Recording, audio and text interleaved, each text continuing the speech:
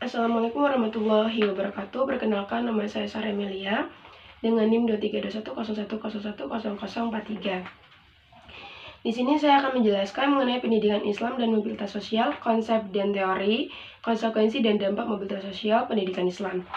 Nah, yang pertama di sini saya akan menjelaskan mengenai pengertian pendidikan Islam. Nah, pendidikan Islam adalah proses pembelajaran yang melibatkan latihan bagi siswa dalam mengelola perasaan mereka, sehingga setiap tindakan, keputusan, dan pendekatan mereka terhadap segala bentuk pengetahuan selalu didasarkan pada nilai-nilai spiritual dan etika Islam. Melalui pendidikan ini, diharapkan para siswa akan tumbuh menjadi individu yang tidak hanya cerdas secara intelektual, tetapi juga memiliki kesadaran penuh terhadap nilai-nilai etis yang diajarkan dalam Islam.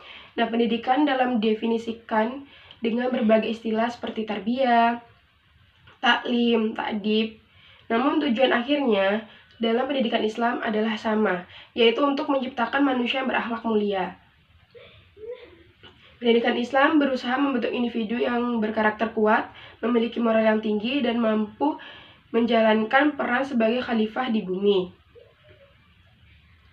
Nah, secara etimologis, kata pendidikan dalam bahasa Indonesia berasal dari kata didik yang memiliki arti perbuatan atau tindakan. Nah, pendidikan dapat dipahami sebagai sebuah proses yang bertujuan untuk membawa perubahan dalam perilaku seseorang melalui perkembangan dan pertumbuhan potensinya. Nah, proses ini melibatkan berbagai aktivitas seperti pengajaran yang tidak hanya mengarahkan individu untuk mendapatkan pengetahuan dan keterampilan, tetapi juga untuk membentuk perilaku yang baik dan etis, sesuai dengan norma-norma sosial. Nah, pendidikan membantu individu mengembangkan segala aspek dalam dirinya, termasuk aspek intelektual, emosional, dan sosial. Nah, yang kedua ini mobilitas sosial. Dalam sosiologi, istilah mobilitas sosial merujuk pada perpindahan status atau kedudukan seseorang atau kelompok dalam hierarki sosial. Mobilitas ini dapat terjadi pada individu maupun kelompok. Dalam konteks individu, mobilitas sosial mencerminkan perubahan posisi atau status seseorang dalam masyarakat. Misalnya, seseorang yang awalnya bekerja sebagai buruh, terus mengalami peningkatan sosial menjadi guru. Nah, ini menunjukkan perubahan status pekerjaan yang juga berkaitan dengan perubahan pengakuan sosial dan ekonomi. Nah, terusan mobilitas sosial juga dapat terjadi dalam kelompok yang umumnya melibatkan perubahan posisi sosial di generasi. Nah, contohnya yang umum adalah mobilitas antar generasi, di mana ada perbedaan status sosial antara orang tua dan anak mereka. Misalnya, orang tua bekerja sebagai petani. Nah, tetapi anak-anak mereka berhasil mencapai posisi yang lebih tinggi di masyarakat, seperti menjadi pengusaha. Mobilitas sosial dalam konteks ini menunjukkan bagaimana perubahan dalam lapisan sosial dapat terjadi di antara generasi, mencerminkan dinamika perubahan sosial dan peluang yang mungkin terbuka dari waktu ke waktu. Mobilitas sosial menurut Hadinoto adalah perpindahan individu atau kelompok dari satu kedudukan lain, di mana kedudukan dapat merujuk pada situasi, tempat, atau status. Yang ketiga yakni peran pendidikan terhadap mobilitas sosial. Nah, pendidikan memegang peran yang sangat penting dalam proses mobilitas sosial, karena melalui pendidikan, seseorang dapat memperoleh pengetahuan yang sebelumnya tidak dimiliki. Pengetahuan ini yang kemudian membawa perubahan positif dalam kehidupan masyarakat serta mendorong terjadinya kemajuan sosial. Pendidikan tidak hanya membuka wawasan, tetapi juga memberikan kesempatan yang lebih luas bagi individu untuk mendapatkan kesempatan yang sama tanpa terhalang oleh perbedaan status sosial. Di era modern ini, dinamika sosial yang terus berubah memungkinkan pendidikan menjadi alat yang efektif dalam meminimalkan perbedaan-perbedaan tersebut, serta membantu individu untuk meningkatkan status sosial mereka melalui jalur pendidikan yang lebih merata.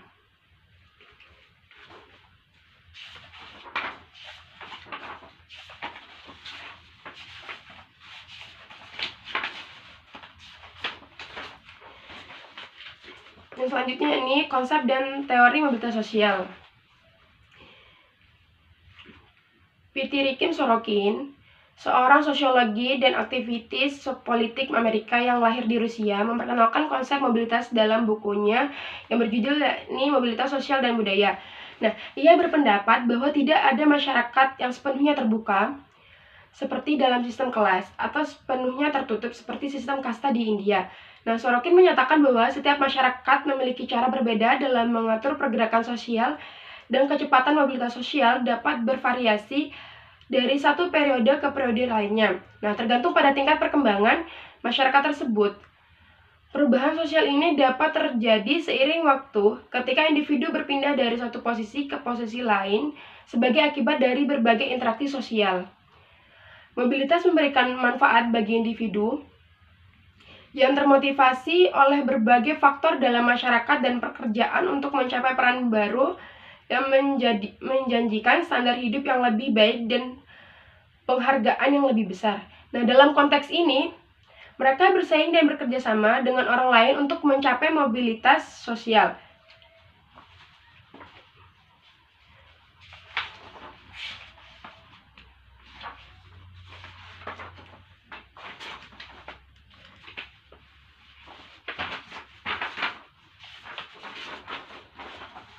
Mobilitas sosial ini dibagi menjadi tiga tipe dasar. Yang pertama yaitu mobilitas antar generasi. Nah, yang mengacu pada perubahan status sosial yang terjadi antara dua generasi. Contohnya, jika seorang anak dewasa memiliki kelas sosial yang berbeda dengan orang tuanya, maka itu merupakan bentuk mobilitas antar generasi. Perubahan ini bisa berupa peningkatan atau penurunan status sosial. Yang kedua, mobilitas sosial ke atas, yaitu ketika seseorang atau kelompok mengalami peningkatan status sosial seperti seseorang yang awalnya bekerja sebagai buruh, kemudian naik menjadi manajer. Yang ketiga, yakni mobilitas sosial ke bawah, yaitu ketika seseorang mengalami penurunan status sosial, contohnya seorang pejabat yang dipecat karena terlibat dalam kasus korupsi sehingga status sosialnya menurun. Philip Robinson memberikan penjelasan yang lebih rinci mengenai tipe-tipe mobilitas sosial ini. Nah, menurutnya ada dua jenis mobilitas sosial yang utama. Yang pertama yaitu mobilitas dengan sponsor atau sponsorship mobility, yaitu jenis mobilitas sosial yang mirip dengan seseorang yang membutuhkan dukungan atau sponsor untuk masuk ke dalam kelompok elit. Contoh dari jenis mobilitas ini adalah seseorang yang mendapat dukungan dari orang yang berpengaruh untuk naik ke posisi sosial yang lebih tinggi.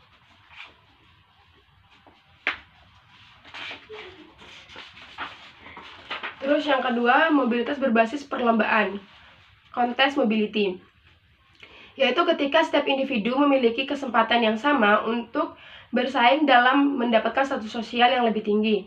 Jenis mobilitas ini mencerminkan masyarakat yang berbasis prestasi, di mana status sosial ditentukan oleh kemampuan individu dalam bersaing dan berprestasi, bukan karena faktor kelahiran atau hubungan sosial. Nah, adapun Sarjano Sukanto menjelaskan mobilitas sosial dari dua perspektif utama, yaitu mobilitas sosial vertikal dan mobilitas sosial horizontal. Yang pertama yaitu mobilitas vertikal. Nah, merujuk pada perpindahan seseorang atau kelompok dari satu kelas sosial ke kelas sosial lain yang lebih tinggi atau lebih rendah. Mobilitas vertikal ini dibagi menjadi dua bentuk. Yang pertama, social climbing atau mobilitas vertikal ke atas, yaitu ketika individu berpindah dari status sosial yang lebih rendah ke status sosial yang lebih tinggi. Misalnya, seseorang yang berasal dari keluarga miskin berhasil menjadi konglomerat atau pejabat tinggi. Lembaga pendidikan seperti sekolah seringkali menjadi saluran utama untuk mobilitas vertikal ke atas. Sekolah sering dianggap sebagai elevator sosial yang membantu individu berpindah dari posisi sosial yang lebih rendah ke yang lebih tinggi. Yang kedua, social sinking atau mobilitas vertikal ke atas, yaitu ketika individu atau kelompok mengalami penurunan status sosial. Nah, contohnya seorang pejabat yang dipecat karena kasus korupsi, atau sebuah perusahaan yang mengalami kebangkrutan sehingga status sosial pada pekerjanya menurun. Selain itu, mobilitas vertikal ke bawah juga bisa berupa disintegrasi sebuah kelompok yang sebelumnya memiliki status sosial yang tinggi. Selanjutnya, mobilitas horizontal, yaitu perubahan status sosial yang tidak melibatkan perubahan kelas sosial secara signifikan. Misalnya seorang petani yang beralih profesi menjadi buruh pabrik, tetapi tetap berada di kelas sosial yang sama.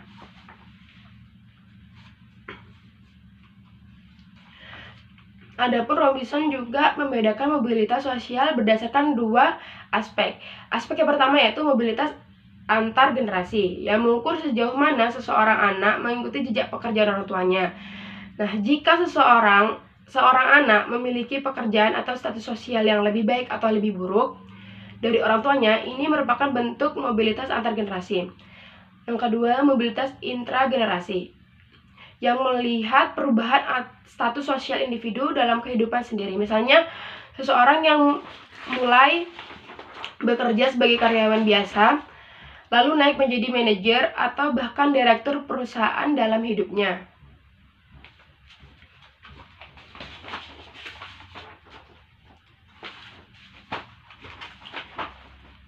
Selanjutnya yaitu teori mobilitas sosial menurut ahli. Yang pertama, Martin Lippes dan Hans Zerberg. Teori mobilitas sosial yang dicetuskan oleh Martin dan Hans ini berfokus pada penyebab dan dimensi terjadinya mobilitas sosial di masyarakat. Ada dua penyebab terjadinya mobilitas sosial, yakni pasokan dari posisi status yang tidak terisi dan pergantian peringkat. Sederhananya, tiap terjadi mobilitas sosial mengarah ke arah atas, pasti akan ada pergerakan ke bawah. Sementara itu, dalam dimensi terjadinya mobilitas sosial memiliki 4 dimensi. Yang pertama, ranking okupasi. Dalam dimensi ini, para ahli berpendapat bahwa pekerjaan yang dimiliki oleh seorang individu diyakini faktor penting yang membedakan keyakinan, nilai, norma, kebiasaan, hingga ekspresi emosional dari mereka. Yang kedua, ranking konsumsi. Nah, dimensi ini mengacu pada gaya hidup yang dimiliki oleh seseorang atau kelompok masyarakat. Orang yang memiliki gaya hidup dan kehormatan sama biasanya berbeda di kelas konsumsi yang sama pula. Indeks penghitungan konsumsi tidak berdasarkan penghasilan total pekerjaan, tetapi jumlah penghasilan yang telah dihabiskan untuk kegiatan tertentu. Yang ketiga, ranking kelas sosial. Dalam dimensi ini, seseorang individu dapat dikatakan berada di kelas sosial yang sama dengan individu lain jika mereka menerima individu tersebut secara sama-sama dan saling berhubungan. Nah, misalnya A merupakan mahasiswa biasa di kelas sosial menengah, namun dirinya bergaul dengan sekelompok mahasiswa di kelas sosial atas. Orang dalam kelompok tersebut menerima A dengan senang hati untuk bergabung bersama mereka. Nah, ini menjadikan A berada di dimensi kelas sosial atas, meski dirinya berasal dari kelas menengah. Yang keempat, ranking kekuasaan. Nah, ranking kekuasaan ini merujuk pada hubungan peran berupa kekuasaan yang dimiliki individu. Maka mereka meyakini kekuasaan atau jabatan yang dimiliki individu lain dapat menjadi kendaraan dalam mobilitas sosial ini.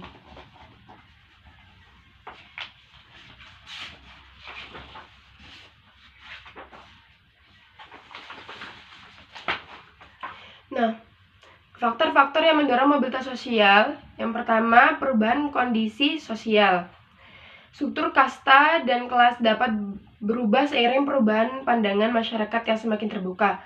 Yang kedua, ekspansi teritorial dan gerak populasi. Nah, peluasan wilayah dan perpindahan penduduk seperti urbanisasi dan transmigrasi dapat mendorong terjadinya mobilitas sosial. Yang ketiga, komunikasi yang bebas.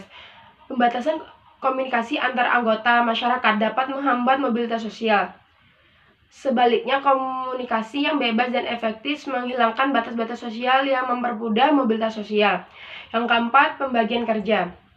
Tingkat pembagian kerja mempengaruhi kemungkinan terjadinya mobilitas.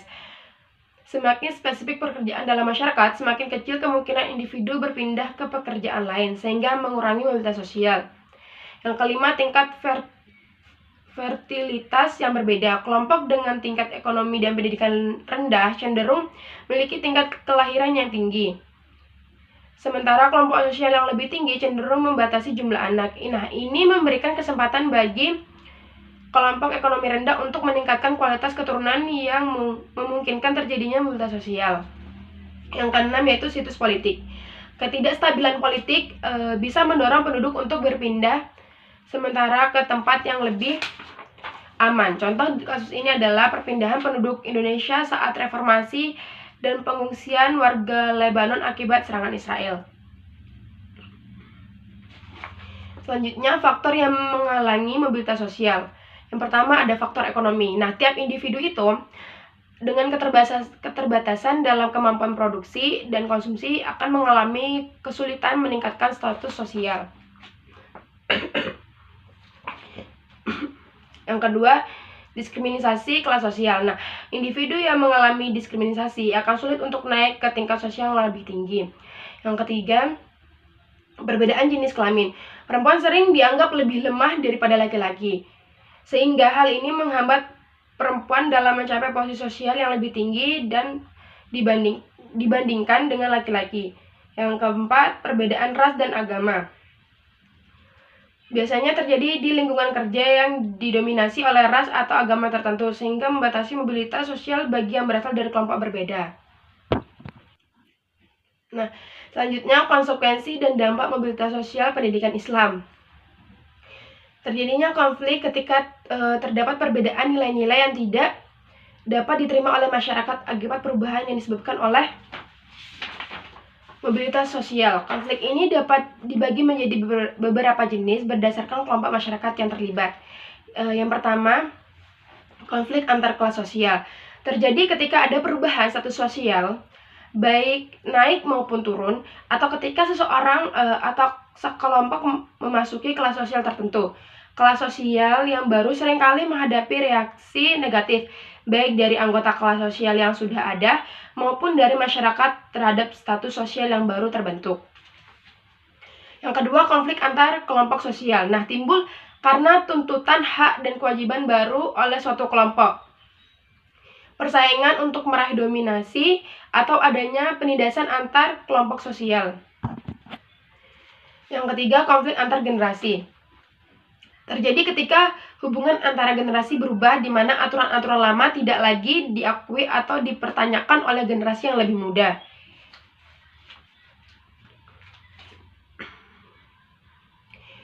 Nah, adapun dampak positif umum dari mobilitas sosial.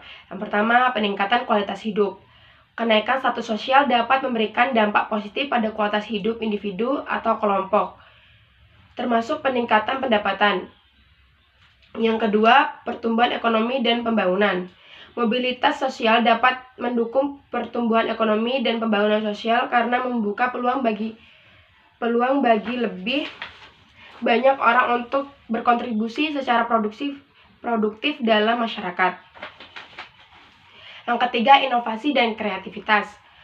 Pergeseran individu ke berbagai posisi sosial membawa pengalaman dan perspektif baru yang dapat mendorong inovasi dan kreativitas dalam masyarakat. Yang keempat, peningkatan kesetaraan. Nah, mobilitas sosial dapat mengurangi kesenjangan sosial dan ekonomi dengan memberikan kesempatan kepada individu yang sebelumnya kurang beruntung sehingga memperkecil perbedaan sosial. Konsekuensi mobilitas sosial. Nah, yang pertama itu ketidaksetaraan baru. Mobilitas sosial terkadang bisa menciptakan ketidaksetaraan yang baru. Dalam masyarakat yang sudah memiliki tingkat ketidaksetaraan tinggi, mobilitas sosial yang meningkat dapat memperlebar kesenjangan antara individu yang berhasil dan yang tidak. Yang kedua, ketegangan sosial. Nah, perubahan hierarki sosial akibat mobilitas sosial dapat memicu ketegangan sosial. Kelompok-kelompok yang secara hierarkis dominan mungkin merasa terancam oleh mobilitas ini. Yang ketiga, tekanan psikologis. Nah, naiknya kelas sosial dapat memberikan tekanan psikologis karena individu mungkin merasa terdesak untuk mempertahankan status barunya. Sedangkan mereka yang mengalami penurunan status bisa merasa stres akibat kehilangan posisi sosial. Nah, yang keempat, ketidakpastian ekonomi. Perpindahan ke pekerjaan yang lebih baik bisa mendatangkan pendapat yang lebih tinggi. Nah, tetapi juga menambah tekanan untuk mempertahankan kinerja.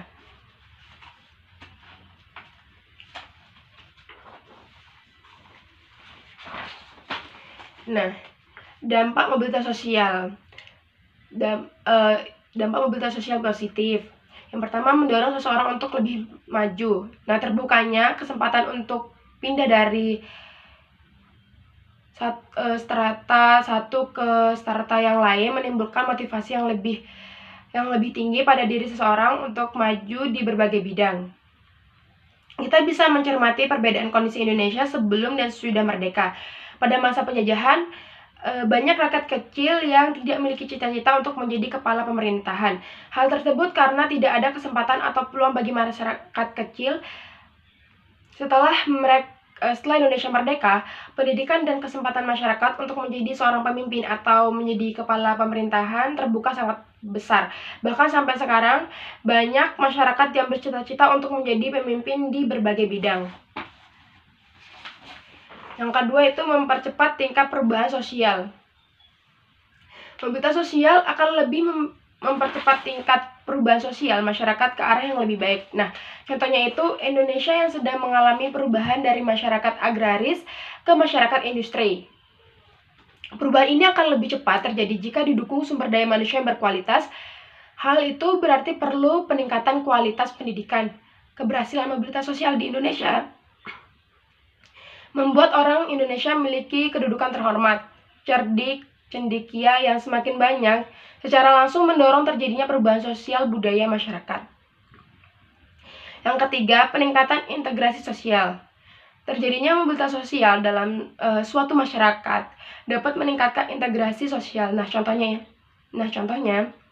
ia akan menyesuaikan diri dengan gaya hidup, nilai-nilai, dan norma-norma yang dianut oleh kelompok orang dengan status sosial yang baru sehingga tercipta integrasi sosial.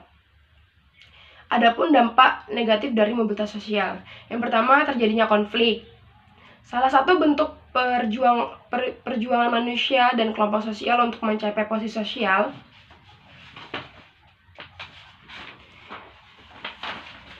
tertinggi melalui mobilitas sosial. Tentu hal ini akan memunculkan persaingan yang berujung memicu konflik. Misalnya, perjuangan bangsa Indonesia untuk merdeka tentu menjadi tantangan berat dari penjajah. Kemudian memunculkan peperangan antara Indonesia dengan penjajah. Oleh karena itu, konflik tidak bisa dihindari, melainkan bisa disikapi secara bijaksana. Kita bisa mengelola setiap perubahan sosial yang ada. Yang kedua, gangguan psikologis. Nah, mobilitas sosial merupakan perubahan status sosial dalam masyarakat. Seseorang yang sudah memiliki jabatan terkadang merasa khawatir jika kehilangan jabatannya. Bahkan pada saat jabatan yang dimiliki sudah lepas, kadang ia tidak rela melepaskan jabatan tersebut. Banyak orang yang setelah kehilangan jabatan, baik karena diganti maupun karena sudah selesai masa tugasnya atau pensiun, menjadi mudah gelisah. Individu yang mengalami keadaan seperti ini termasuk mengalami gangguan psikologis. Hal tersebut akan membahayakan diri sendiri karena stres yang berkepanjangan akan melahirkan berbagai penyakit psikis dan fisik lainnya. Gangguan psikologis tentu tidak akan terjadi pada individu yang lapang dada menerima keadaan dan kemudian bertekad untuk berubah. Sekian dari saya. Wassalamualaikum warahmatullahi wabarakatuh.